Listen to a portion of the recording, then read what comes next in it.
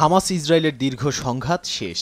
যুদ্ধবিরতি চুক্তিতে সই করেছেন মার্কিন প্রেসিডেন্ট ডোনাল্ড ট্রাম্প। সঙ্গে ছিলেন বিশ্বের ২৮ দেশের নেতা। এমন খবর ছড়িয়ে পড়তেই বাস্তুচ্যুত ফিলিস্তিনিরা ফিরতে শুরু করেছেন নিজেদের প্রিয় জন্মভূমিতে। আর তাদের ক্ষুধার্ত পেটে খাদ্যের যোগান দিতে মানবিক সহায়তার বহন নিয়ে দীর্ঘ সারিতে দাঁড়িয়ে আছে শত শত ট্রাক।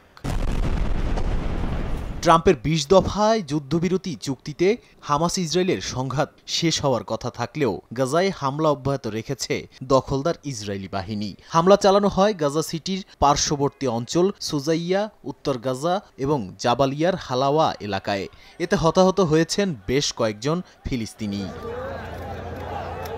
এরই মধ্যে যুদ্ধের সময় ইসরায়েলকে সহায়তা করায় উপত্যকাটিতে প্রকাশ্যে ৮ জনের মৃত্যুদণ্ড কার্যকর করেছে স্বাধীনতাকামী সশস্ত্র গোষ্ঠী হামাস। এদিকে গাজা উপত্যকায় আশার আলো দেখা গেলেও পশ্চিম তীরে দখলদারিত্ব বজায় রেখেছে নেতানিয়াহু বাহিনী। ইসরায়েলি কারাগার থেকে ফেরা ফিলিস্তিনিদের বাড়িতে গিয়ে তল্লাশি অভিযান ও ভাঙচুর চালাচ্ছে তারা। অন্যদিকে গাজা উপত্যকাকে পুনর্নির্মাণ করতে $৭০ বিলিয়ন প্রয়োজন বলে জানিয়েছে জাতিসংঘ। আর সে লক্ষ্য পূরণে সহায়তার কথা জানিয়েছে বিশ্বের বিভিন্ন দেশ। নাদিম মারজান, সময় সংবাদ।